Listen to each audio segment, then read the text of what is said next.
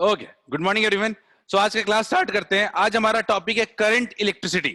Current electricity को शुरू कर रहे हैं क्योंकि काफी लोगों ने इसको पढ़ भी रखा है, लेकिन करंट इलेक्ट्रिसिटी की सिंपल खासियत है कि बहुत ही कम लॉजिक पे चलता है। बहुत ही सिंपल चैप्टर है और यहां से आप कह सकते हो कि फिजिक्स बहुत ही इजी हो जाता है इस चैप्टर से। फर्स्ट दोनों चैप्टर को हटाने के बाद यहाँ के बाद फिजिक्स कंपैरेटिवली काफी इजी हो जाता है। अगर एक दो लॉजिक आपको आता है, पूरा चैप्टर के सारे क्वेश्चन बना सकते हो। तो स्टार्ट करते हैं करंट इलेक्ट्रिसिटी को।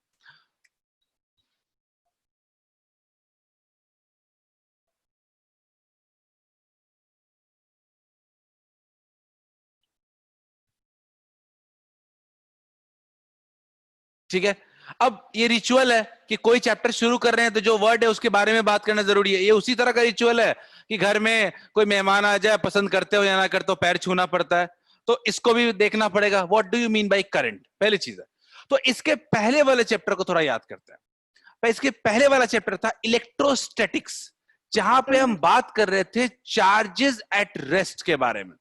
यह है करंट इलेक्ट्रिसिटी। यहां पे हम बात कर रहे हैं चार्जेस इन मोशन के बारे में। क्लियर है? तो यहां चार्जेस इन मोशन की बात करें तो आखिर ये करंट होता क्या? अब आप ऐसे तो हो नहीं कि 2 और 3 के हो कि मुझे करंट का पूरा वो बताऊं डेफिनेशन। सिंपल सा डेफिनेशन पे आता है। It can be defined as rate of flow of charge. इससे ज्यादा हम इससे इससे इसको ज्यादा डेप्थ में जाने की जरूरत नहीं है। करंट बेसिकली कुछ नहीं होता है, बल्कि होता है rate of flow of charge. इसी को कहते हैं अपन करंट इलेक्ट्रिसिटी या करंट, सीधा सीधा करंट कहते हैं। ये करंट का यूनिट क्या होता है? करंट का यूनिट अगर आप देखो तो सिंपल होता है एम्पियर। करंट का यूनिट होता है एम्पियर। क्लियर है? करंट का यूनिट आप लोग कहते हैं एम्पियर। ये स्टैंडर्ड यूनिट होता है, स्टैंडर्ड यूनिट होता है एम्पियर आपका। क्लियर है आपको? अब इसका अगर मैथमेटिकली अगर लिखते हो इसको, मैथमेटिकली अगर आप लिखते हो तो क्या लिखते हो? I equals to Q upon T. Simple, I equals to Q upon T, यानी rate of flow of charge is set to be current. सबको क्लियर है? बेसिक चीजें हैं ये, यूनिट अपने को क्लियर है। किस तरह की क्वांटिटी है ये? क्वांटिटी कैसा है ये? स्केलर क्वांटिटी है। हम जानते हैं कि करंट इज नहीं प्रत्युष, टेंसर नहीं, scalar. Current is a scalar quantity, not tensor quantity.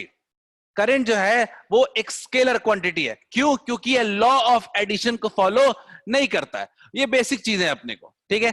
अगर कोई अपने से पूछता है कि करंट क्या होता है, simple rate of flow of charge बोलेंगे। अब करंट को स्टडी करने के मेनली दो तरीके हैं। एक तरीका है एवरेज करंट और दूसरा है इंस्टैंटेनियस करंट, और यहीं से शुरू होता है न्यूमेरिकल्स का स्कोप। ठीक है? एवरेज एंड इंस्टैंटेनियस करंट देखते हैं।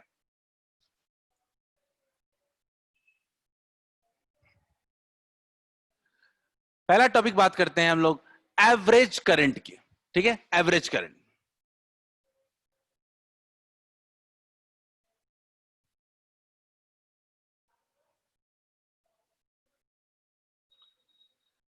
ठीक है?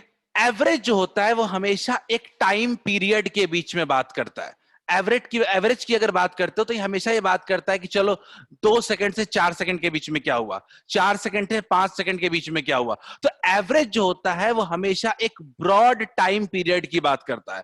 तो अगर एवरेज करंट का कोई डेफिनेशन पूछता है तो सिंपल लिखते हैं current average equals to delta Q upon delta T. Delta Q मतलब total change in flow of charge या net flow of charge equals to total time taken. मैं बहुत सिंपल सा इसका एग्जांपल देता हूं। ठीक है? एग्जांपल 1, और बहुत बेसिक करवा रहा हूं तो इसमें थोड़ा तेज भी हो सकता है। बेसिक में एग्जांपल लेता हूं कि मान लेते हैं, मैं कहता हूं कि एक इस डायरेक्शन में 200 इलेक्ट्रॉन्स मूव कर रहे हैं और इस डायरेक्शन में कुछ 100 इलेक्ट्रॉन्स मूव कर रहे हैं। क्लियर है? मान लेते हैं in time period of 3 seconds.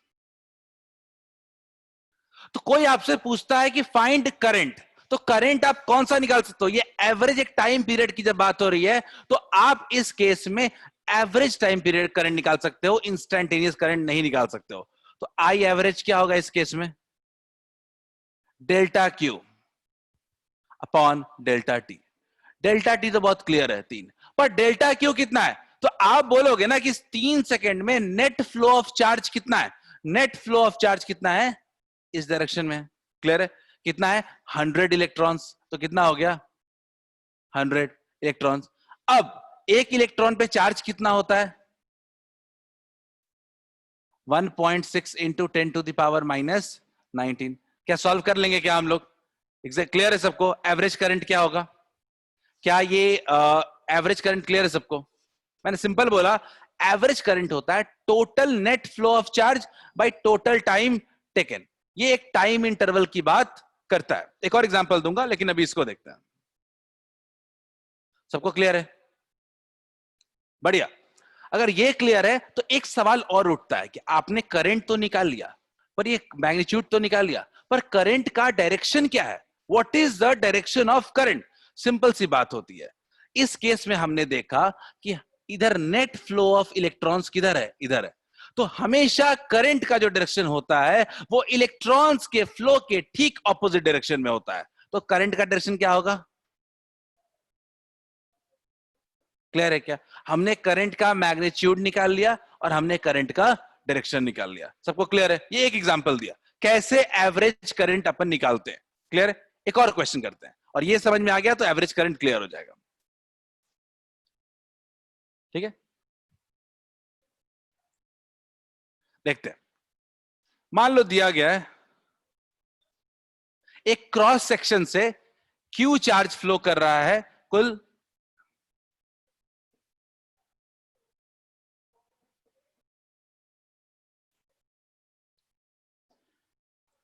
इतना चार्ज फ्लो कर रहा है, varying with the time. Time के साथ ये क्या कर रहा है? वेरी कर रहा है।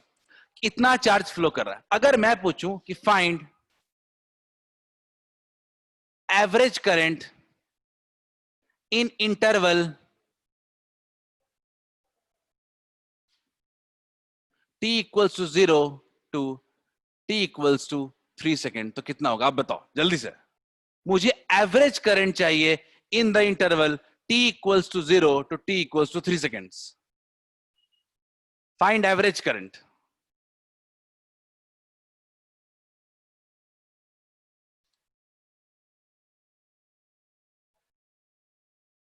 Find average current from t equals to 0 to t equals to 3 second.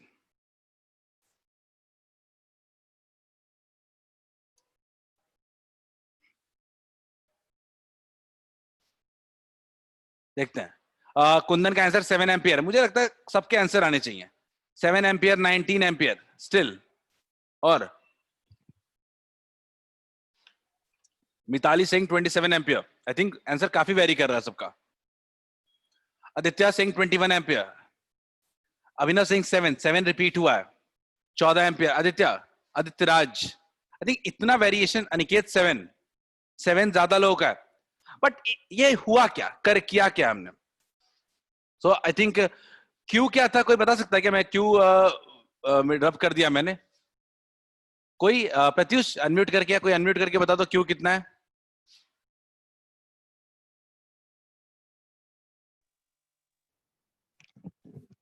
ऐसा था क्या? सब लोग 3 टी स्क्वायर माइनस 20 प्लस 6, बिल्कुल सही। क्यू था। मेरे को 0 से 3 सेकंड के बीच में बात करना है। तो 0 सेकंड पे कितना चार्ज फ्लो किया है? t इक्वल्स टू 0 पे क्यू कितना है? क्यू है अपना 0 पुट करेंगे, 0 पुट करेंगे, कितना हो गया? 6। t इक्वल्स टू अपन अगर 3 पुट करेंगे तो कितना होगा? 9 3 या 27 प्लस 6 33 माइनस 6 27। तो कितना हो गया? क्यू कितना हो गया? 27 कूलम। और क्यू कितना हो गया? 26 कूलम। 0 से 3 सेकंड के बीच में 0 सेकंड पे क्यू इतना फ्लो कर चुका था, 3 पे इतना फ्लो कर चुका है। तो क्या अपन कह सकते हैं कि 0 से 3 के बीच में कितना किया होगा? 27 माइनस 6 कितना हो जाएगा? 21 कूलम। क्लियर है क्या? नेट फ्लो ऑफ चार्ज सबको क्लियर है? नेट फ्लो ऑफ चार्ज कितना हो गया? 21 कूलम। अच्छा, नेट फ्लो ऑफ चार्ज अपने को अगर पता चल गया तो करंट निकालना कौन सी बड़ी बात है? करंट कितना होना चाहिए? करंट होना चाहिए delta Q upon delta T. कितना हो गया? 21 अपॉन 3 7 एम्पियर। सबको क्लियर है क्या? सबको अगर क्लियर है, टेंशन नहीं लेते हैं हम लोग, थोड़ी देर में एक और क्वेश्चन पे आएंगे जब इंस्टैंटेनियस भी पढ़ लेंगे। ये है आपका एवरेज करंट। सबको क्लियर है?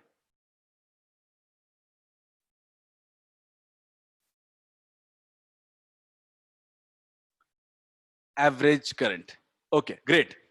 Most of you are saying कि क्लियर है, ठीक है। तो क्यों ना दूसरा टाइप ऑफ करंट भी पढ़ लेते हैं, और वो है इंस्टैंटेनियस करंट। इंस्टैंटेनियस वर्ड ही बहुत हद तक क्लियर करता है किसी वक्त का, किसी एक पॉइंट का कितना होगा, ठीक है। तो इंस्टैंटेनियस करंट की बात हम लोग करते हैं, देखते हैं instantaneous current.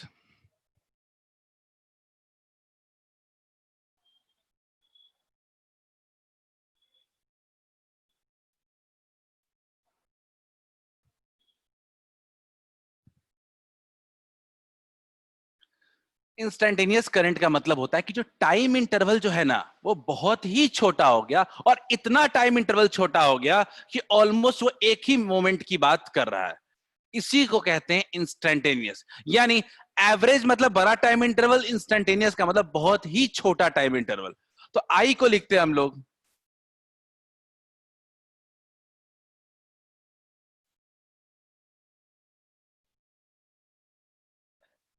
Delta Q upon delta T, where limit delta T tends to zero. यानी ये जो डेल्टा टी है, टाइम का जो इंटरवल है, ये बहुत ही छोटा है, और यही एक्चुअल में करंट का मैथमेटिकल फॉर्म भी होता है, इंस्टैंटेनियस करंट का। क्लियर है? ये हो गया। इसको और क्या लिख सकते हैं? इसको लिख सकते हैं, मैथ्स वाले स्टूडेंट थोड़ा दिमाग चला सकते हो, D Q upon D T. सबको क्लियर है क्या? मैथ्स वाले स्टूडेंट्स के लिए ये बहुत इजी होगा। इसको आराम से क्या लिख सकते हो? Differentiation of Q with respect to T, D Q upon D T. इसका यूज करके आप किसी भी वक्त का करंट आप आराम से निकाल सकते हो। एक एग्जांपल आप दूंगा, दो एग्जांपल आप करेंगे, टॉपिक खत्म। क्लियर है? देखते हैं। तो अपने पास एग्जांपल देता हूं मैं, क्यू दिया हुआ है, ठीक है, और क्वेश्चन है फाइंड करंट, और I would say simple current ही कहता हूं, current at 3 second and T equals to 2 second. कैसे निकालेंगे? सिंपल, क्वेश्चन सिंपल है, क्यू दिया हुआ है, find current at T equals to 3 second and T equals to 2 second.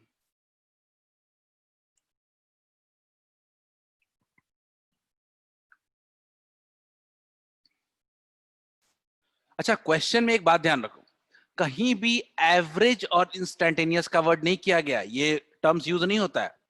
Simple पूछा है कि एक टाइम पे बताओ। एक टाइम पे बताने का मतलब है कि वो इंस्टैंटेनियस पूछ रहा है, और एवरेज पूछना होगा तो इंटरवल दे देगा। यही लॉजिक है क्वेश्चन सॉल्व करने का। तो वो पूछ रहा है एक टाइम पे।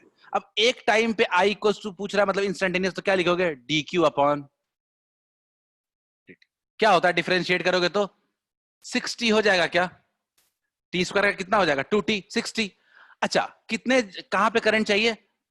t इक्वल्स टू 3 सेकेंड पे पुट करते हैं। t को 3 पुट करोगे कितना हो जाएगा? t को 2 पुट करोगे कितना हो जाएगा? बोलिए, क्लियर है क्या? सबको क्लियर है? अगर ये अपने को क्लियर है, तो एक लास्ट क्वेश्चन करेंगे जिसमें एवरेज भी निकालना होगा और इंस्टैंटेनियस भी निकालना होगा, और बेसिक करंट अपना खत्म हो जाएगा उससे। ठीक है? बिल्कुल सही है, सबका सही है रितु, बिल्कुल सही है। 18 12, ठीक है, हटाते हैं इसको। सबने सब साथ साथ सॉल्व करो, मैं कहीं भी लगे कि मेरा पेस ज्यादा है तो बता देना।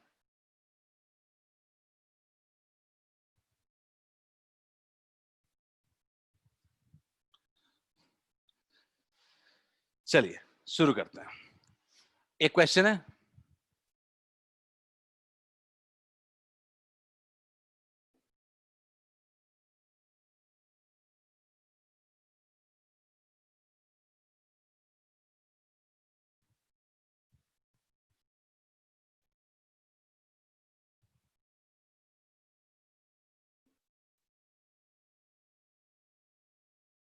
varying with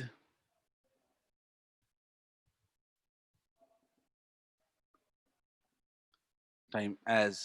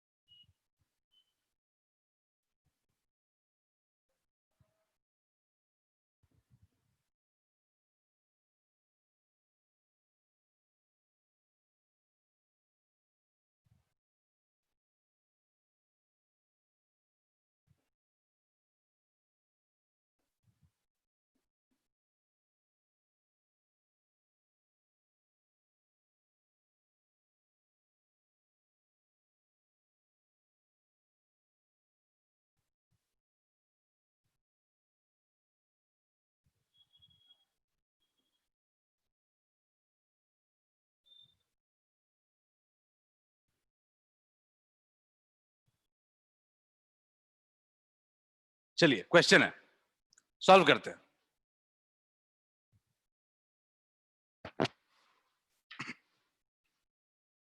simple, Q is flowing through a cross section area varying with time as Q equals to TQ minus 2T square minus 2T plus 6. ठीक है, find current flow at T equals to 2 second, find current flow at T equals to 4 second, and last average current in interval 2 to 4 second. देखते हैं कितनी जल्दी solve होता है ये।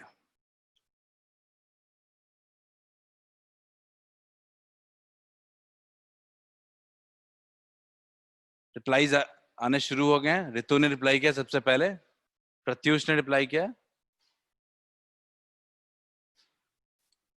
Hopping कि सबका रिप्लाई है। बेसिक सिंपल क्वेश्चन है ये।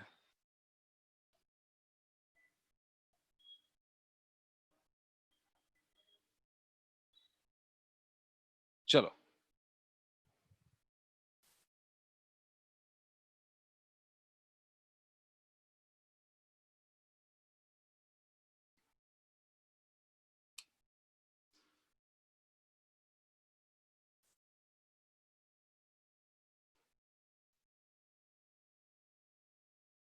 Shivani has answered 8:40:32. शिवानी, प्रत्युष 2:30:14, 2:30:14 मिताली। शिवानी एक बार चेक कर लें अपना, काफी लोग आंसर 2:30:14 आ रहा है। ठीक है, क्वेश्चन पूछा है t इक्वल्स टू 2 सेकंड पे करंट का flow. t equals to 2 second पे जब करंट का फ्लो पूछ रहा है तो सिंपल सी बात है कि अपने को इंस्टैंटेनियस करंट ही निकालना पड़ेगा। कितना होगा instantaneous current? I dq upon dt।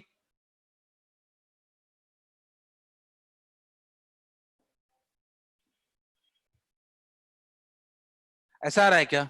Differentiate करने के बाद 3t square minus 4t minus 2 आ रहा है क्या? अगर आ रहा है अपने को तो बड़ा सिंपल सा तरीका है कि t इक्वल्स टू 2 सेकंड पे पुट करना है।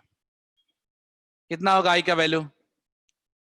4 3 जा 12 माइनस 8 माइनस 2 एम्पियर। क्लियर है क्या? t इक्वल्स टू 2 सेकंड पे आंसर आ रहा है 2 ampere. t equals to 4 second की बात करते हैं। t इक्वल्स टू 4 सेकंड की बात करते हैं। 4 4 जा 16 3 जा 48 माइनस 16 माइनस 2 18 कितना? 30 एम्पियर आ रहा है क्या? मुझे लगता है सबने सही बताया है, 2 और 30। पहला दो तो बिल्कुल क्लियर है। ठीक है, क्लियर है शिवानी? बढ़िया। चलिए, तो t इक्वल्स टू 2 और t इक्वल्स टू 4 बिल्कुल क्लियर है। अब आता है t इक्वल्स टू 2 से 4 के बीच। जब 2 से 4 के बीच बात करते हैं तो अपने को एवरेज करंट चाहिए, ना कि इंस्टैंटेनियस करंट। तो बड़ी सिंपल सी बात है, इस पूरे को हटाना बहुत जरूरी है।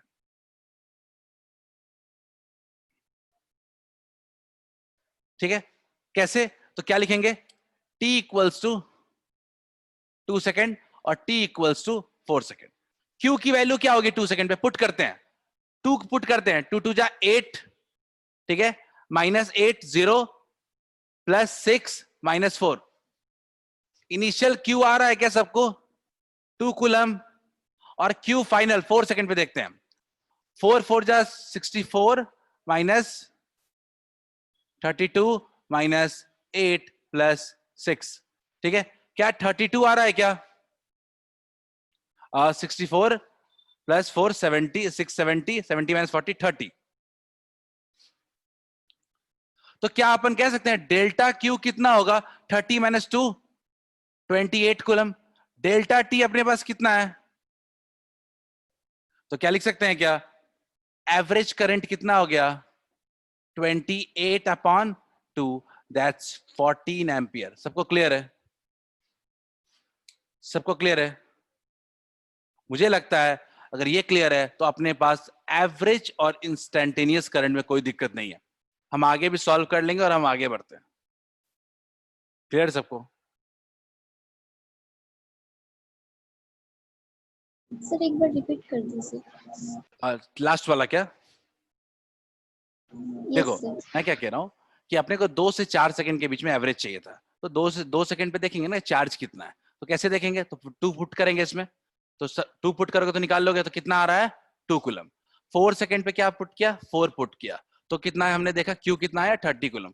तो आपसे बोलूंगा ना कि 2 से 4 सेकंड के बीच में कितना फ्लो किया, तो पहले से 2 था अब 30 है, तो कितना हो गया? 28 फ्लो किया। 30 माइनस 2, और कितने टाइम में? 2 सेकंड में। तो एवरेज कितना होगा? 28 अपॉन 2। क्लियर है क्या? एवरेज करंट क्या होता है? Total net flow of charge upon total time taken. ये आज की न्यूमेरिकल्स पार्ट थी, ठीक है। आज हमारा मेन जो कंसर्न है वो है थ्योरी, और आज की थ्योरी कल एंड तक, पूरे नेक्स्ट क्लास के एंड तक जाएगी, और उसमें हम अपने करंट इलेक्ट्रिसिटी के ऑलमोस्ट 35 to 40% पोर्शन क्लियर करेंगे एक ही डेरिवेशन के थ्रू। तो कोशिश करें कि शुरुआत से डेरिवेशन को समझो, ये सबसे इंपॉर्टेंट डेरिवेशन है करंट इलेक्ट्रिसिटी का, ठीक है। तो सिंपल हेडिंग डाल सकते हो अपने कॉपी में, अगर थोड़ा समझने के लिए। नोट्स तो पूरा मैं दूंगा ही दूंगा। हेडिंग डाल सकते हो करंट फ्लो या फ्लो ऑफ करंट, कुछ भी, flow of current through a conductor, flow of current through a conductor, ठीक है। और इसको पेशेंटली समझना है थोड़ा।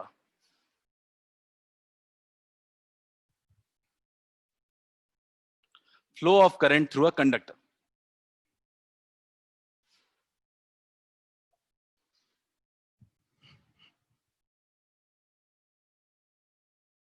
ठीक है। समझते हैं। तो अपन ने क्या किया कि एक वायर लिया, ठीक है। कोई हमने वायर लिया, consider it to be this wire, एक वायर लिया। इस वायर का क्या किया हमने कि एक पोर्शन यहां से यहां तक कट कर दिया, ठीक है। कुछ पोर्शन कट कर दिया, और इस पोर्शन को ही पूरी स्टडी करेंगे हम लोग। आज हमारा पूरा फोकस क्या होगा कि एक मेटेलिक वायर के पोर्शन को कट करके हम उसको स्टडी करने की कोशिश करते हैं। तो देखते हैं।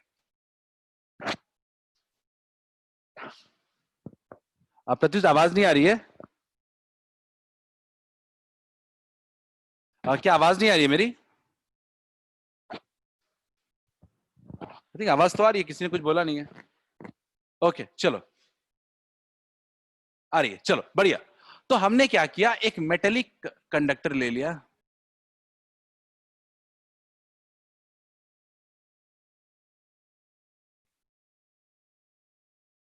और हम इसको स्टडी करना चाहते हैं।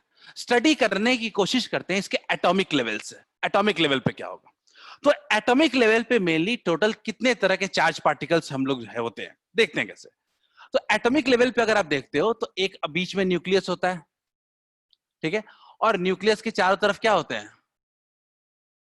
इलेक्ट्रॉन्स घूमते हैं, ठीक है। और कुछ इलेक्ट्रॉन्स एनर्जी को गेन करके फ्री हो जाते हैं। कुछ इलेक्ट्रॉन्स क्या करते हैं, एक थर्मल एनर्जी को गेन कर करके कुछ इलेक्ट्रॉन्स अपने शेल से बाहर आ जाते हैं, या कह सकते हैं कि फ्री हो जाते हैं। तो ये मेनली कितने तरह के चार्ज पार्टिकल्स हुए? तो सबसे जो पहला तरह का चार्ज पार्टिकल आता है वो आता है बाउंड चार्ज।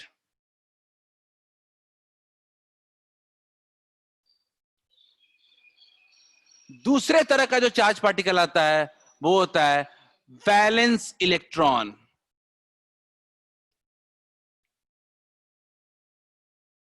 और तीसरे तरह का जो चार्ज पार्टिकल आता है वो होता है फ्री इलेक्ट्रॉन्स। अब इस तरीके से शायद आपने कभी पढ़ा नहीं होगा, ठीक है। मैं समझाता हूं क्या होता है ये, ठीक है। टोटल एक मेटल का कंडक्टर लिया, तो किसी भी जगह पे आपको 3 तरह के चार्ज पार्टिकल्स हैं। पहला है bound charge. Bound charge mainly क्या होता है?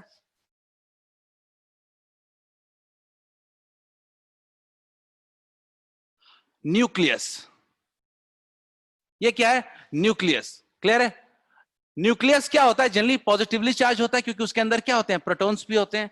तो न्यूक्लियस पॉजिटिवली चार्ज, और ये फिक्स होता है और ये कभी भी मूव करने की कोशिश नहीं करता है। तो बाउंड चार्ज को जनरली हम लोग फिक्स्ड चार्ज भी कह सकते हैं। तो वो तो बहुत सिंपल है, वो तो वैसे भी होना था, आपके लिए कुछ नई बात नहीं थी। दूसरा कि हर बाउंड चार्ज के चारों तरफ क्या होते हैं? इलेक्ट्रॉन्स घूम रहे होते हैं ऑर्बिट में। आपने पढ़ा है, एटॉमिक स्ट्रक्चर में पढ़ा है आपने, इलेक्ट्रॉन्स घूम रहे होते हैं। इन इलेक्ट्रॉन्स को कहते हैं अपन वैलेंस इलेक्ट्रॉन्स। क्लियर है? तीसरा, एक सर्टेन सेक्शन ऑफ इलेक्ट्रॉन्स होता है जो एनर्जी को गेन कर करके अपने ऑर्बिट से बाहर निकल जाता है, और इसी इलेक्ट्रॉन को कहते हैं फ्री इलेक्ट्रॉन। क्लियर है? तो तीन तरह के चार्ज पार्टिकल हैं। एकदम सिंपल सी बात मैं कह रहा हूं, जिस मटेरियल के पास जितना ज्यादा फ्री इलेक्ट्रॉन होगा वो उतना ही अच्छा कंडक्टर होगा। यानी किसी मटेरियल के कंडक्टर होने के पीछे जो सबसे इंपॉर्टेंट फैक्टर होता है वो होता है number of free electrons. Clear है? Larger the number of free electrons, better is the conductor. और जिसके पास फ्री इलेक्ट्रॉन्स कम होंगे वो क्या होगा? इंसुलेटर होगा। तो समझते हैं थोड़ा सा। अब बात है कि हमने इसको क्यों पढ़ा। तो याद रखिएगा कि बाउंड चार्ज का करंट में कोई कंट्रीब्यूशन नहीं होता है, ये फ्लो नहीं करता है। बाउंड चार्ज जो होता है वो फ्लो नहीं करता है, वो बिल्कुल ही स्टैटिक रहता है। दूसरा, बैलेंस इलेक्ट्रॉन भी फ्लो नहीं करता है। ठीक है? बैलेंस इलेक्ट्रॉन भी फ्लो नहीं करता, ना बाउंड करता है ना बैलेंस करता। तो कौन करता है? सो कौन करेगा फिर? सिर्फ और सिर्फ फ्री इलेक्ट्रॉन। यानी this is sole responsible for the current flow. यानी आज के बाद अगर अपने को दिमाग में रखना है कि करंट फ्लो के लिए कौन रिस्पॉन्सिबल होता है, तो simple, free electrons inside a conductor. ठीक है?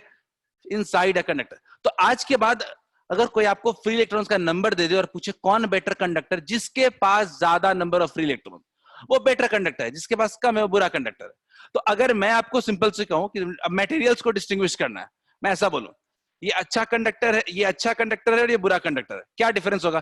तो ये अच्छा कंडक्टर है, इसका नंबर ऑफ फ्री इलेक्ट्रॉन्स क्या होगा? बहुत हाई होगा, और इसके पास नंबर ऑफ फ्री इलेक्ट्रॉन्स क्या होगा? बहुत ही कम होगा, इसीलिए ये बुरा कंडक्टर है। तो क्या ये लॉजिक क्लियर है?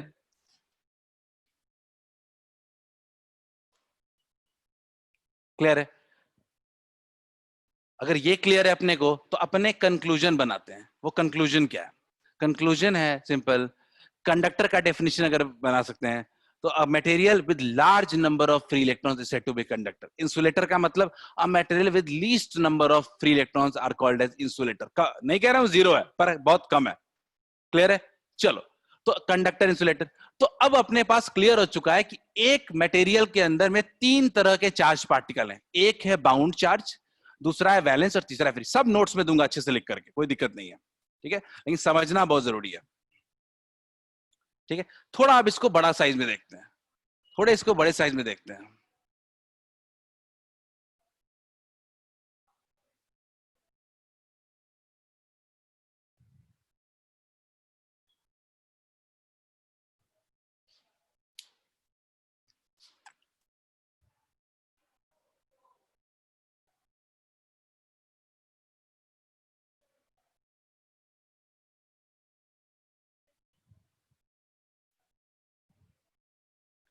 चलो, एक बात क्लियर हो गई कि एक कंडक्टर के अंदर में कुछ बाउंड चार्जेस हैं जो फ्री टू मूव नहीं है, बिल्कुल फिक्स है, न्यूक्लियस है। लेकिन कुछ फ्री इलेक्ट्रॉन्स हैं। ठीक है? अब ये फ्री इलेक्ट्रॉन्स क्या करते हैं?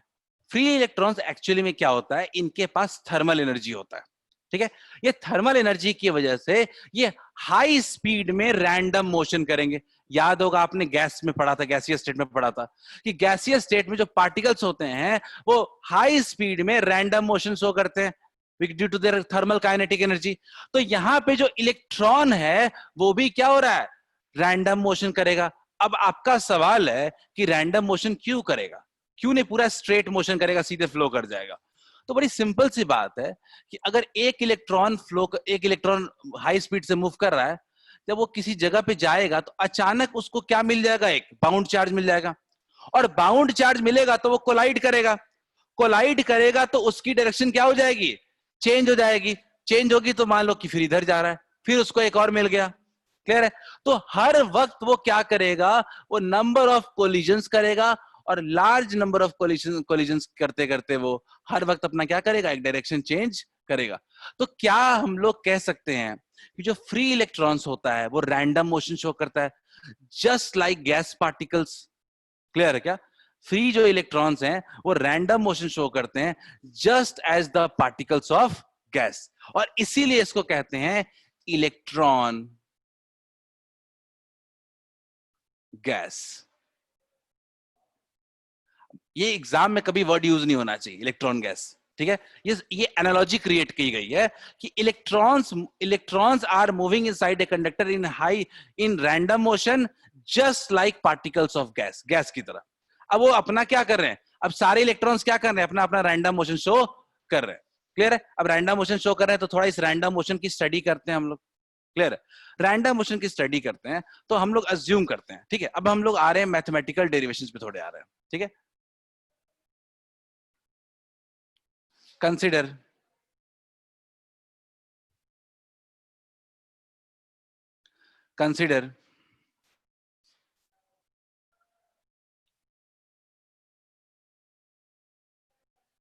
n free electrons in random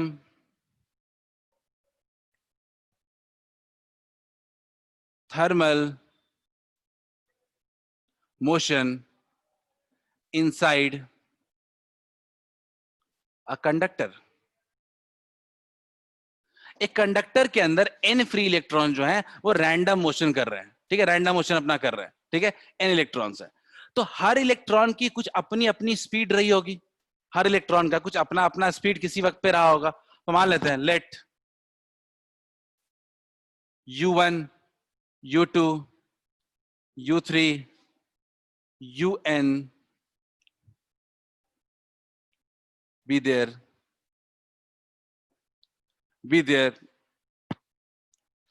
मैं कैपिटल एन लिख रहा हूं, हर जगह कैपिटल एन लिख रहा हूं, रिप्रेजेंट करना आसान होगा, बुक्स में भी वही रहेगा, ठीक है? Be there thermal velocities. समझना पड़ेगा आपको कि जो चार्ज पार्टिकल है उसके पास जो वेलोसिटी आई है वो क्यों आई है, क्यों रैंडम मोशन मूव कर रहा है? क्योंकि उसके पास थर्मल एनर्जी है, तो उस वेलोसिटी को कहते हैं थर्मल वेलोसिटी। और ये जो थर्मल वेलोसिटी होता है बहुत ही हाई होता है, और इसका जो ऑर्डर होता है वो लगभग 10 to the power 4 to 10 to the power 5 metre पर सेकंड का होता है, ठीक है? याद रखिएगा कि जो थर्मल वेलोसिटी है इसका जो ऑर्डर होता है वो ऑलमोस्ट 10 टू द पावर 4 से लेकर 10 टू द पावर 5 मीटर पर सेकंड, बहुत हाई स्पीड में मूव कर रहा है इलेक्ट्रॉन। क्लियर है? बहुत हाई स्पीड में। खैर, तो हमने क्या देखा कि हर पार्टिकल का अपना अपना थर्मल वेलोसिटी है, तो हमने सोचा कि एक काम करते हैं, चेक करते हैं कि कोई जो इलेक्ट्रॉन है उसका फ्लो कितना है, उसका एवरेज स्पीड कितना होगा सबका, ठीक है? तो हमने क्या कोशिश किया, हमने देखा average speed of all the electrons क्या होगा।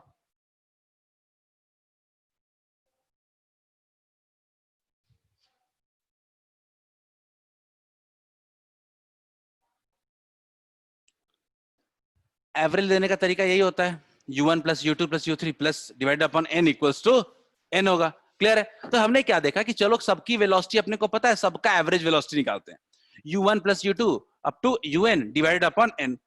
मुझे बताओ अगर मोशन रैंडम है तो जितना लेफ्ट टू राइट जाएगा उतना ही राइट टू लेफ्ट जाएगा, मानते हो? जितना लेफ्ट टू जाए राइट जाएगा उतना ही राइट टू लेफ्ट जाएगा, जितनी वेलोसिटी का कंपोनेंट लेफ्ट टू राइट रहेगा उतना ही राइट टू लेफ्ट रहेगा। तो क्या हम लोग सिंपल वर्ड्स में कह सकते हैं क्या कि जो एवरेज वेलोसिटी होगा वो क्या होगा? 0 होगा। यानी एक कंडक्टर के अंदर हमने जो देखा कि जो एवरेज वेलोसिटी ऑफ इलेक्ट्रॉन्स है वो कितना है? 0। और अब इलेक्ट्रॉन्स के पास कोई एवरेज वेलोसिटी है ही नहीं किसी एक डायरेक्शन में, तो उसका करंट का फ्लो भी कितना होगा? करंट का फ्लो भी कितना होगा? नेट करंट का फ्लो भी कितना होगा? 0 होगा। नहीं समझ में आया क्या? फिर से समझा देना, कोई दिक्कत नहीं है। चलो मैं फिर से समझा देता हूं, कोई बात नहीं है। मैं फिर से समझाता हूं इसको, थोड़ा सा साइड में लिख करके देखो। मैंने कहा कि सब वेक्टर मैंने कहा एवरेज वेलोसिटी अपने को निकालनी है, ठीक है? एवरेज वेलोसिटी निकालनी है तो सारे सबका अपना अपना, चलो कोई बात नहीं, मैं पूरा समझा रहा हूं दोबारा, सब लोग ध्यान से सुनो, कोई दिक्कत नहीं है, ठीक है? मैं कह रहा हूं कि हर इलेक्ट्रॉन की ना अपनी अपनी वेलोसिटी है। तो हम क्या चाहते थे निकालना कि आखिर जो इलेक्ट्रॉन का नेट फ्लो किधर है। सवाल उठना चाहिए ना कि इलेक्ट्रॉन का नेट फ्लो किधर है, तो वो कैसे पता चलेगा। तो हमने एवरेज वेलोसिटी निकालने की कोशिश की, सबकी अपनी अपनी वेलोसिटी थी। हमने क्या लिखा, u1 plus u2 un divide upon n। बहुत सिंपल वर्ड्स में एवरेज वेलोसिटी निकाला। लेकिन आप खुद बताओ कि इलेक्ट्रॉन्स जब रैंडम मोशन में मूव कर रहे हैं तो रैंडम मोशन का मतलब होता क्या है कि जितना लेफ्ट टू राइट जाएगा ऑन एवरेज उतना ही राइट टू लेफ्ट आएगा। जितने वेलोसिटी के कंपोनेंट लेफ्ट टू राइट है उतने ही राइट टू लेफ्ट है। तो क्या अपन कह सकते हैं कि जो एवरेज वेलोसिटी हो गया वो क्या हो गया, 0। क्या सबको समझ में आया क्या? क्या ये पॉइंट सबको समझ में आया क्या? अगर ये समझ में आ गया तो क्या इसने ये भी क्लियर नहीं कर दिया कि एवरेज वेलोसिटी अगर 0 है तो एवरेज या नेट करंट भी क्या होगा, 0। नेट करंट भी क्या होगा, 0। और इसमें रॉकेट साइंस थोड़े है, इसमें कोई रॉकेट साइंस थोड़े है। मैं आपको वायर काट के दूंगा, बोलूंगा इसमें करंट फ्लो करेगा। बिना बैटरी के करंट फ्लो कर सकता है क्या? बेसिक लॉजिक लगाओ ना कि बिना बैटरी का तो वैसे भी करंट फ्लो नहीं करने वाला था, यहां भी करंट फ्लो नहीं कर रहा है, कौन सी बड़ी बात हो गई। लेकिन क्यों नहीं हुआ, बिकॉज चार्ज वहां पे अंदर में स्टैटिक नहीं है, चार्ज अंदर में मूव कर रहा है, बट जो नेट फ्लो ऑफ चार्ज है वो क्या है, इस वायर में 0 है। क्या सबको क्लियर है? नेट फ्लो ऑफ चार्ज अगर 0 है, इसी वजह से हम कह सकते हैं कि नेट करंट भी कितना है, 0 है। एक मैंने सिंपल कंडक्टर के अंदर का स्टेटस बताया आपको। अगर कुछ पॉइंट्स अगर इसमें याद रखने हो तो क्या याद रखते हैं कि एक कंडक्टर को आप उठाते हो तो कंडक्टर के अंदर क्या होते हैं, 3 तरह के चार्ज पार्टिकल्स होते हैं, free charge, bound charge, valence electron. Bound और वैलेंस किसी काम के नहीं है, जो करेगा वो फ्री इलेक्ट्रॉन्स करेगा। अब फ्री इलेक्ट्रॉन्स जब बाहर निकले हैं तो कुछ एनर्जी लेके निकले हैं वो, ठीक है। वो एनर्जी को क्या कहते हैं हम लोग, थर्मल एनर्जी, ठीक है, थर्मल एनर्जी। तो थर्मल एनर्जी, वो थर्मल एनर्जी जो है, इसी की वजह से इलेक्ट्रॉन्स बहुत ही हाई स्पीड में मूव करते हैं। और वो स्पीड कितना होता है, लगभग 10 टू द पावर 4 से 10 टू द पावर 5 मीटर पर सेकंड। इलेक्ट्रॉन्स भले ही मूव कर रहे हैं रैंडम मोशन में, लेकिन कोई भी नेट फ्लो ऑफ चार्ज नहीं है, बिकॉज रैंडम मोशन है। क्या सबको क्लियर है यहां तक पॉइंट? ये क्लियर है तो अगला डेरिवेशन बड़े आराम से हम कर सकते हैं, ठीक है। चलो आगे बढ़ते हैं।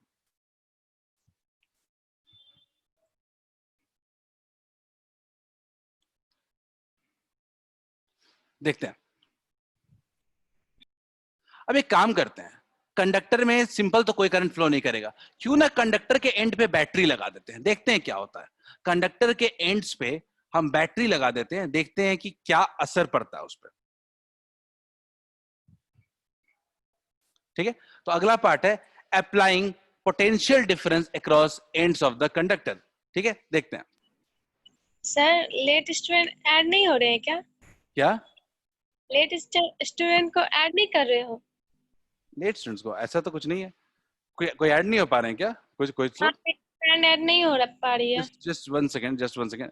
अच्छा, एक सिंपल सी बात कह रहा हूँ, अगर कोई ऐड नहीं हो पा रहा है ना, उनको सिंपल बोले एक बार लॉग आउट करके लॉग इन करें। कोई भी पासवर्ड कुछ भी नहीं है, लॉग आउट करके जूम पे लॉग इन करें, वो हो जाएंगे ऐड, ठीक है। ठीक है, ठीक। सो कुछ भी, देयर इज नथिंग एल्स। खैर चलो स्टार्ट करते हैं। तो अब हम क्या करते हैं, हमने बिना बिना बैटरी का तो देख लिया, क्यों ना बैटरी लगा के देखते हैं क्या होता है, ठीक है।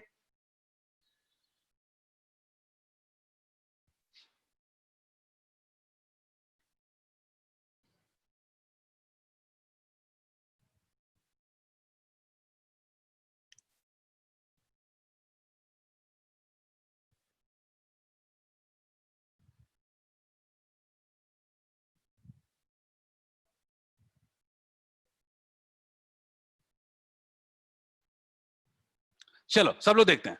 हमने क्या किया, ये एल लेंथ का कंडक्टर था और मान लेते हैं इसका एरिया कुछ क्या था, ए था, क्रॉस सेक्शन एरिया ए था, ठीक है। सब डेरिवेशन में स्टेटमेंट के साथ लिखा रहेगा, टेंशन मत लो नोट्स में। तो एल लेंथ का है और ये एरिया है। तो अपने हमने क्या देखा कि हमने जब पोटेंशियल डिफरेंस लगाया तो इसके अंदर ये वाला टर्मिनल क्या हो गया, प्लस, और ये वाला टर्मिनल क्या हो गया, नेगेटिव। और इसके अंदर ना एक फील्ड क्रिएट हो गया, क्या हो गया, एक फील्ड क्रिएट हो गया। फील्ड कितना हो गया, ई हो जाएगा, मान लेते हैं फील्ड क्या हो जाएगा, ई हो जाएगा। तो ये फील्ड क्रिएट करने से क्या असर पड़ेगा, ठीक है। फील्ड क्रिएट करने से हर एक इलेक्ट्रॉन पे क्या एक फोर्स लगने लगेगा क्या? हर एक इलेक्ट्रॉन पे क्या हम कह सकते हैं क्या कि जितने, मान लो कोई इलेक्ट्रॉन अगर रैंडम मोशन में मूव कर रहा है, तो क्या हम कह सकते हैं कि इस इलेक्ट्रॉन पे एक फोर्स लगेगा? कितना लगेगा? Force on each electron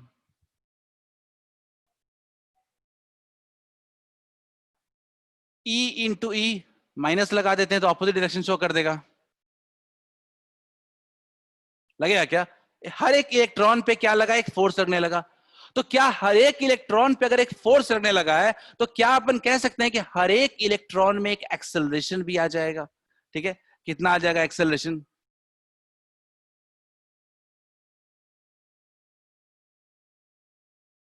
F upon M, F upon M. तो कितना हो जाएगा? एफ कितना हो जाएगा? मतलब कि अभी क्या था कि शुरुआत में इलेक्ट्रॉन तो रैंडम मोशन मूव कर रहा था, लेकिन जैसे ही आपने बाहर से फील्ड लगाया, वैसे ही क्या हुआ कि इस इलेक्ट्रॉन पे एक एक्सेलरेशन आ गया। कितना? Minus E upon M. अब एक्सेलरेशन का क्या हुआ? ठीक है, समझते हैं, देखते हैं। तो इनिशियली देखते हैं।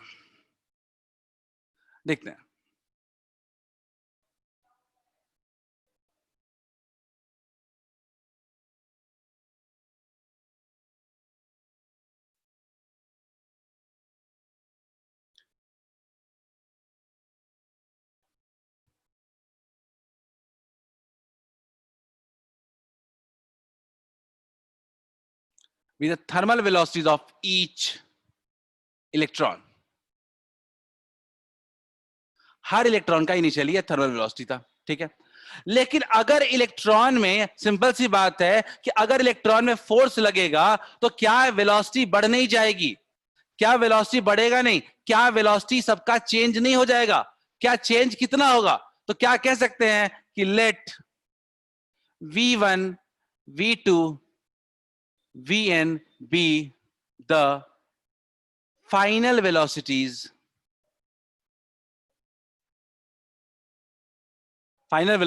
of each electron.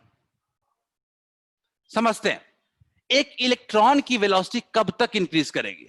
मान लो एक इलेक्ट्रॉन यहां से स्टार्ट होकर के यहां तक गया है, यानी दो कोलिजन के बीच में जब इलेक्ट्रॉन मूव करता है, तो जो वेलोसिटी का इंक्रीज होना है वो उन दो कोलिजन के बीच में ही होगा, बाद में नहीं होगा। यानी सिंपल सी बात है कि इलेक्ट्रॉन की वेलोसिटी का जो इंक्रीज होना है वो कब से कब तक होना है? मान लो एक यहां से कोलिजन शुरू किया और यहां से कोलिजन शुरू किया, तो यहां से जब यहां जाएगा इतने देर में क्या होगा? वो स्ट्रेट लाइन मोशन शो करेगा। स्ट्रेट लाइन मोशन शो करेगा तो उस दौरान पे क्या होगा? उसका स्पीड इंक्रीज करेगा। क्लियर है?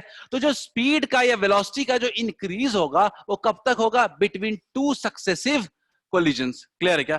दो सक्सेसिव कोलिजन के बीच में ही टाइम इंक्रीज करेगा। तो क्या लिख ले सकते हैं क्या? Let us consider T1 T2 Tn be time taken between two successive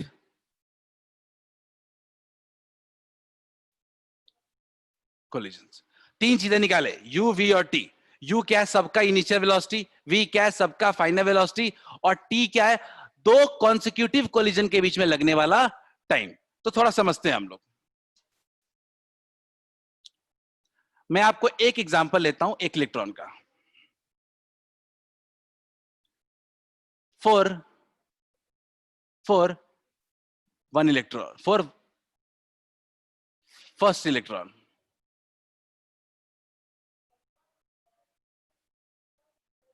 ठीक है, उसकी इनिशियल स्पीड कितनी है? उसके पास एक्सेलरेशन कितना है? Minus E by M. उसके पास टाइम कितना है वेलोसिटी इंक्रीज करने के लिए? और फाइनल स्पीड कितना है? v। क्लियर है? v कितना है उसके पास? v1। क्लियर है क्या? सब लोग देख लो गौर से। मैं कह रहा हूं कि उसके पास इनिशियल स्पीड u1 है, एक्सेलरेशन कितना है? e बाई एम, टाइम कितना है t1, फाइनल वेलोसिटी कितना है v1, तो क्या इक्वेशन ऑफ मोशन लगा सकते हैं क्या?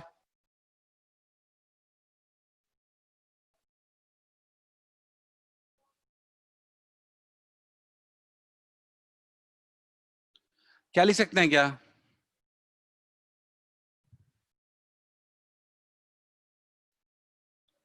लिख सकते हो क्या?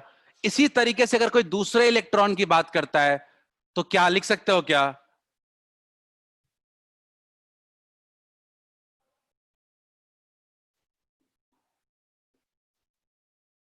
क्या इसी तरीके से कोई nth इलेक्ट्रॉन की बात करता है तो लिख सकते हो क्या?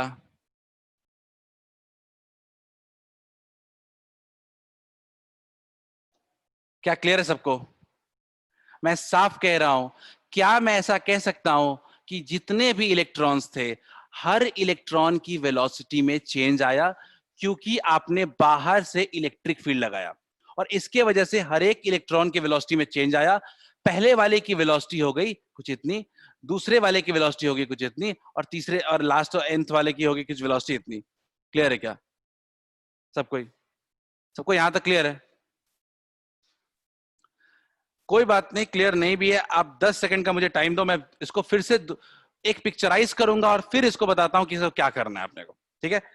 हमने सिंपल सी बात कही कि हर एक इलेक्ट्रॉन जो था, एक एक इलेक्ट्रॉन पे एक फोर्स लगा है और हर एक इलेक्ट्रॉन की वेलोसिटी चेंज हो गई है। पहले यू था और अब कितना हो गया? वी हो गया। ठीक है, तो चलो देख लेते हैं जल्दी जल्दी, क्योंकि ये डेरिवेशन का बहुत ही इंपॉर्टेंट पार्ट है। ये समझ गया तो सब समझ जाएंगे।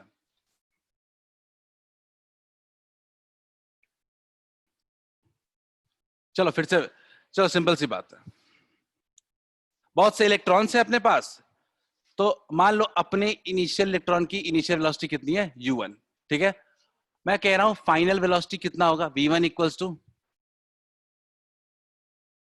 ए तो सबका सेम ही है तो क्यों दिमाग लगाएं, कितना होगा?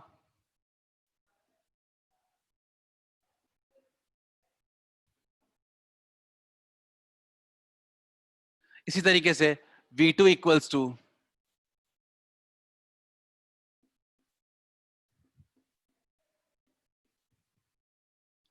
इसी तरीके से vn इक्वल्स टू,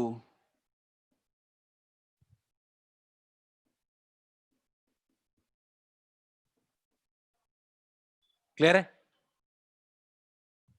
चलो, तो मेरे से किसी ने पूछा कि अब फिर से करंट निकालने की कोशिश करते हैं, पिछले बार तो करंट में फेल हो गए थे, पिछले बार तो एवरेज करंट कितना मिला था? 0 मिला था, क्यों ना फिर से एवरेज करंट निकालने की कोशिश करते हैं। तो एवरेज करंट का फॉर्मूला कितना होता है? अगर फाइनल एवरेज वेलोसिटी अगर निकालना चाहें अपन, तो एवरेज वेलोसिटी क्या होगा? क्या ऐसा कह सकते हो क्या?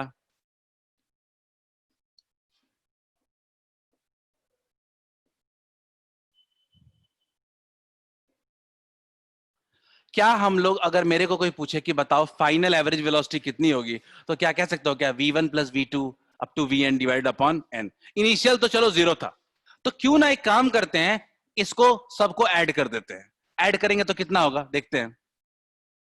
सबके में क्या पार्ट है?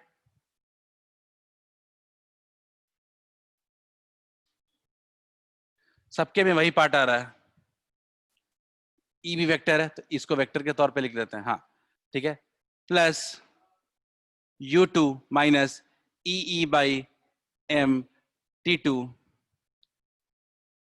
Divided upon n। ठीक है, कैसे ऐड करें? तो मेनली दो तरह के कंपोनेंट्स दिख रहे हैं हमारे पास, हमें दो तरह के कंपोनेंट दिख रहे हैं, एक u1 वाला टाइप और एक e बाई एम वाला टाइप। तो एक काम करते हैं, दोनों को बिल्कुल ही अलग अलग कर देते हैं। ठीक है, देखते हैं।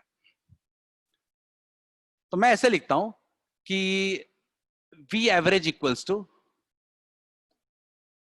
u वाला पार्ट अलग कर देते हैं, कितना हो जाएगा?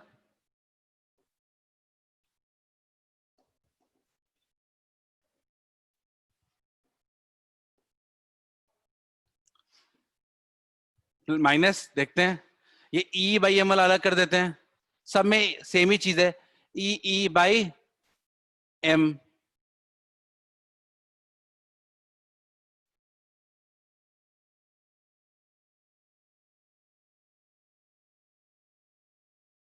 सबको क्लियर है क्या?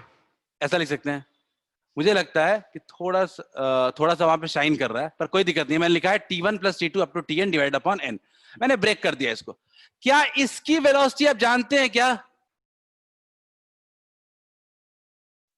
क्या इसकी वेलोसिटी आप जानते हो क्या कि u1 plus u2 up to un divide upon n कितना होगा? 0। कितने लोगों को ये पॉइंट क्लियर है? मैं फाइनल एवरेज वेलोसिटी निकाल रहा हूं, कितने लोगों को ये पॉइंट क्लियर है कि इनिशियल एवरेज वेलोसिटी तो पहले से 0 हमको पता है? क्लियर है क्या? तो अपने पास क्या बचा है? क्या अपने पास यही बचा है क्या?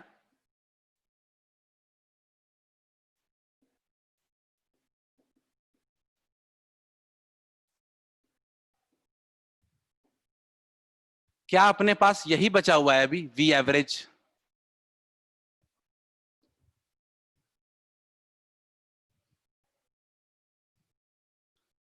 क्लियर है? अब देखो एक एक करके, बड़ा इंपॉर्टेंट बात आता है। ये T1 क्या है? T1 क्या है? पहला इलेक्ट्रॉन जो दो कोलिजन के बीच में टाइम ले रहा है, इसको कहते हैं T1। ठीक है। T2 क्या है? तो T2 क्या है? दूसरा इलेक्ट्रॉन जो दो कंसेक्यूटिव कोलिजन के बीच में टाइम ले रहा है, उसको कहते हैं T2। T3 उसी तरीके से। तो इस T1 plus T2 up to Tn upon n को कह सकते हैं क्या कि ये टाइम का एवरेज ले लेते हैं हम लोग। तो यहीं पे एक नया टर्म नाम आता है टाउ। इसको कहते हैं हम लोग relaxation time. Relaxation time.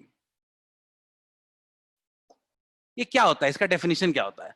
It is the average time taken by each electron between two successive collision. Average time, यानी जो रिलैक्सेशन टाइम या टाउ जो होता है वो कुछ नहीं होता है, वो T1 plus T2 plus n upon n होता है। क्लियर है? तो सिंपल सी बात है कि क्या अपने पास फाइनल एवरेज वेलोसिटी का फॉर्मूला आ चुका है क्या?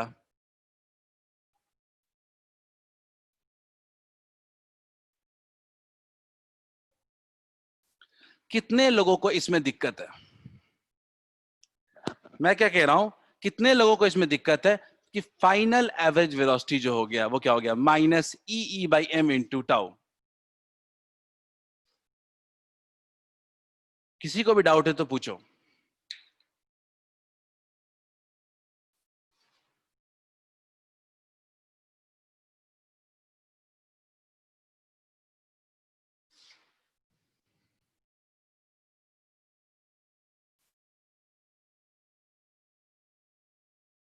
किसी को भी डाउट है पूछो, बिकॉज बहुत ही इंपॉर्टेंट टॉपिक है ये टॉपिक ऐसा नहीं है इसमें कॉम्प्रोमाइज चलेगा। परितोष क्लियर है? चलो बढ़िया। अगर ये क्लियर है तो ये जो हम क्या सोच सकते हैं कि अच्छा, तो जब अपने ने फील्ड नहीं हम लोगों ने लगाया था तो कोई भी एवरेज वेलोसिटी नहीं थी। इनिशियल एवरेज वेलोसिटी क्या था? 0। लेकिन जब हमने बाहर से फील्ड लगा दिया है तो एक एक्सटर्नल एवरेज, एक एवरेज वेलोसिटी बॉडी इलेक्ट्रॉन्स में आ गया। कितना? ई बाई एम इंटू टाउ। क्या हम ऐसा कह सकते हैं कि अगर ऐसा है तो अपन सीधा सीधा कह सकते हैं क्या कि अब इलेक्ट्रॉन का फ्लो होगा? क्योंकि अब तो किसी डायरेक्शन में नेट फ्लो ऑफ हो गया है, किसी डायरेक्शन में नेट एवरेज वेलोसिटी आ चुका है। तो अब हम यही कंक्लूजन वहां ड्रॉ किया था कि कोई नेट एवरेज वेलोसिटी नहीं है इनिशियली में, तो कोई नेट फ्लो ऑफ करंट नहीं है। तो यहां पे हम क्या कह सकते हैं? सिंपल थॉट वाइज कह सकते हैं क्या कि अब यहाँ पे एवरेज वेलोसिटी गेन कर लिया है हमने, तो अब करंट का फ्लो होगा। कितना होगा आएगा अगला डेरिवेशन में, लेकिन करंट का फ्लो होगा। क्या ये सबको समझ में आ रहा है क्या? क्यों बैटरी लगाने के बाद ही करंट का फ्लो होता है? सबको समझ में आ रहा है क्या? बढ़िया। अगर सबको ये समझ में आ रहा है तो आखिर इस एवरेज वेलोसिटी के लिए इतना मेहनत किया हमने, कुछ उसका नाम नहीं देंगे क्या? कुछ इसका नाम देते हैं। इस एवरेज वेलोसिटी का नाम हमने दिया क्या? बहुत फेमस नाम है, drift velocity. Drift velocity minus E by M into tau. Clear है? Minus E by M into tau.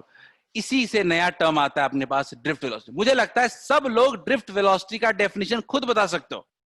It is the average velocity gained by electrons, it is average velocity gained bye electron after application of external battery या external potential difference.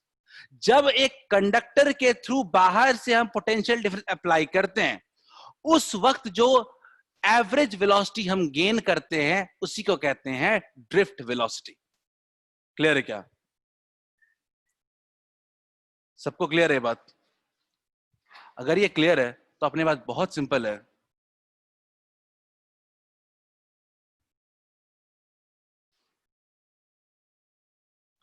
कि अपने पास एक नया term आ गया है। नया term क्या आ गया है? Drift velocity. थोड़ा इस पे बात कर लेते हैं 2-4 मिनट, फिर बात करते हैं आगे। ड्रिफ्ट वेलोसिटी कितना होता है?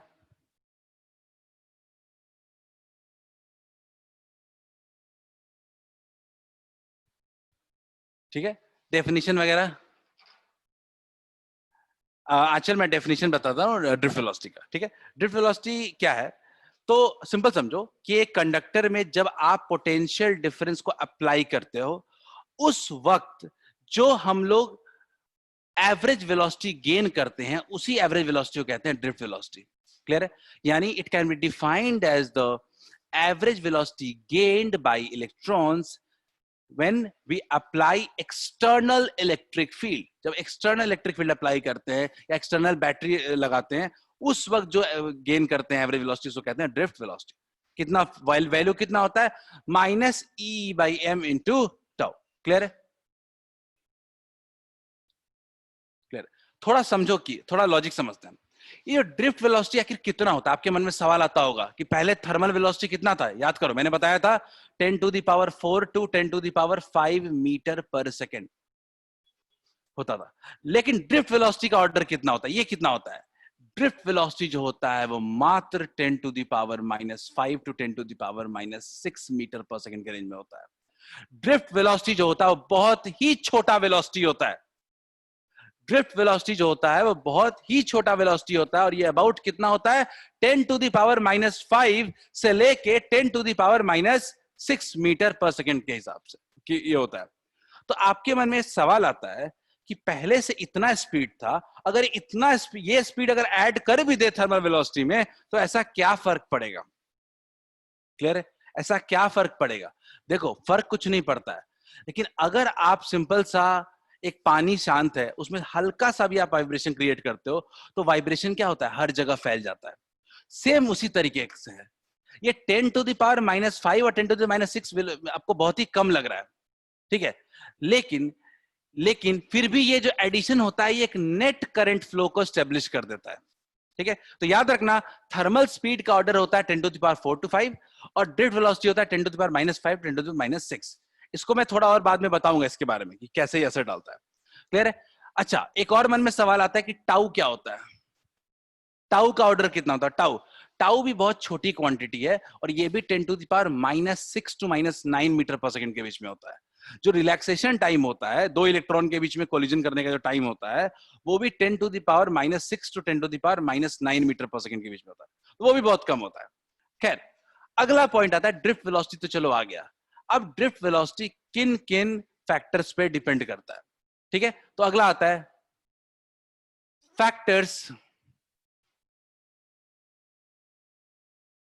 factors on which drift velocity, सब नोट्स में होगा बिल्कुल साफ साफ, बहुत इंपॉर्टेंट पार्ट है ये। और आजकल जेईई नीट का ट्रेंड बना हुआ है इन्हीं से बेसिक क्वेश्चंस पूछने का, ताकि आप फंसो, जो क्योंकि पढ़ के नहीं आता कोई इसमें। ठीक है, किसी ने पूछा है कि सर यूनिट मीटर पर वेलोसिटी है तो क्या होगा? मीटर पर सेकेंड ही होगा। ठीक है, वेलोसिटी है तो क्या होगा? मीटर पर सेकेंड। खैर, आते हैं drift velocity depends, factors on which drift velocity depends. पहला फैक्टर आता है, ठीक है, पहला फैक्टर आता है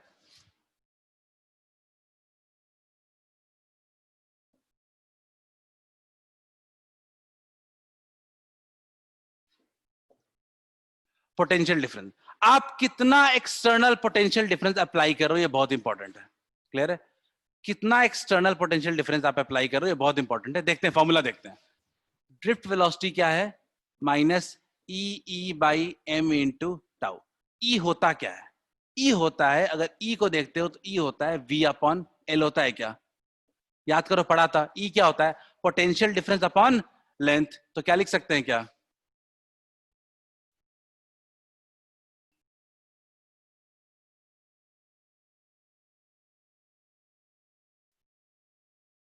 तो क्या पहला फैक्टर क्लियर है क्या कि जो ड्रिफ्ट वेलोसिटी होगा वो directly proportional to potential difference होगा। जितना ज्यादा पोटेंशियल डिफरेंस अप्लाई करोगे उतना ही ज्यादा ड्रिफ्ट वेलोसिटी होगा। क्या पहला फैक्टर क्लियर है सबको? क्या सबको पहला फैक्टर क्लियर है? Drift velocity is directly proportional to potential difference applied. Clear है पहला? श्रेया क्लियर है? अगला अगला आते हैं, नेक्स्ट पॉइंट पे आते हैं। सबको दिख रहा होगा इस फॉर्मूले में कि ड्रिफ्ट वेलोसिटी जो होगा वो लेंथ ऑफ कंडक्टर पे भी डिपेंड करेगा। लेंथ ऑफ कंडक्टर क्या लिख सकते हैं क्या?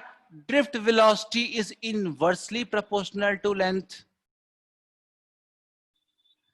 जितना ज्यादा लेंथ ऑफ कंडक्टर होगा उतना ही कम ड्रिफ्ट वेलोसिटी होगा। क्लियर है क्या? सबको क्लियर है?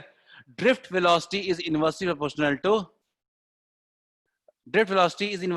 To length. सबको क्लियर है? ये पॉइंट अगर क्लियर है तो एक और फैक्टर बचता है और उसी के साथ क्लास को एंड करेंगे।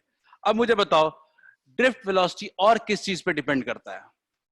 और किस चीज पे डिपेंड कर सकता है? कोई अपना विचार देना चाहता है यहां पे? ई और एम मत बोलना, ई और एम कांस्टेंट होता है। फॉर्मूले के हिसाब से बताओ। और कोई चीज बची है? शालू ने बोला टाइम, टाउ।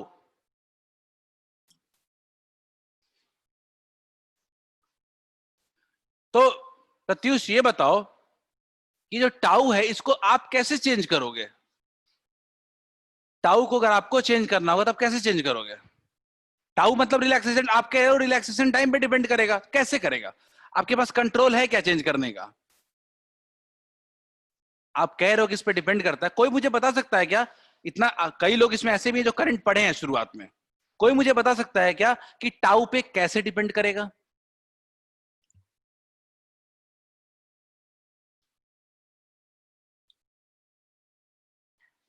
नहीं, कोई नहीं। चलो, सिंपल सी बात है, टेम्परेचर। जो तीसरा फैक्टर हमारे लिए क्रिटिकल है वो है टेम्परेचर। देखते हैं।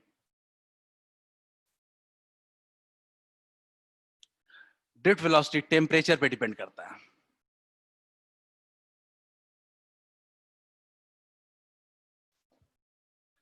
अगर आप टेम्परेचर को बढ़ाओगे, ठीक है, तो हर एक इलेक्ट्रॉन के पास एनर्जी बढ़ जाएगी और इलेक्ट्रॉन के पास अगर एनर्जी बढ़ेगी तो उसका स्पीड बढ़ जाएगा, थर्मल स्पीड। और अगर थर्मल स्पीड बढ़ जाएगा तो दो कोलिजन के बीच का टाइम क्या हो जाएगा? घट जाएगा। तो क्या ऐसा कह सकते हैं कि जब हम लोग टेम्परेचर को इंक्रीज करते हैं तो इलेक्ट्रॉन्स का स्पीड बढ़ जाता है, तो रिलैक्सेशन टाइम क्या हो जाता है? घट जाता है। और रिलैक्सेशन टाइम घट जाता है, इसीलिए ड्रिफ्ट वेलोसिटी भी क्या हो जाता है? यानी if we increase the temperature drift velocity will fall down, if we decrease the temperature drift velocity will increase. क्या ये पॉइंट क्लियर है? ड्रिफ्ट वेलोसिटी तीन फैक्टर्स पे डिपेंड करता है। क्लियर है? तीन फैक्टर्स में कौन कौन सा है? Potential difference, length and last one is this. सबको क्लियर है? अगर क्लियर है तो हम लोग ज्यादा खींचेंगे नहीं क्लास को, यहीं पे एंड करेंगे टॉपिक को। ठीक है, आज सिर्फ डेरिवेशन था। मैं इसका बहुत अच्छे से नोट्स दूंगा बना करके, आप उस नोट्स को पूरा पढ़ लेना पहले, वो इवनिंग तक ही आएगा। क्लियर है? कैपेसिटर तक का मैंने पूरा नोट्स दे दिया है। सो आज यहीं पे एंड करते हैं अपन। ये टॉपिक बहुत ही इंपॉर्टेंट है, अगले दिन भी पूरा डेरिवेशन चलेगा। ये समझ में आ गया तो अगले दिन का डेरिवेशन बहुत ईजी होने वाला है। ठीक है, तो चलो, हैव अ नाइस डे। मैं मीटिंग को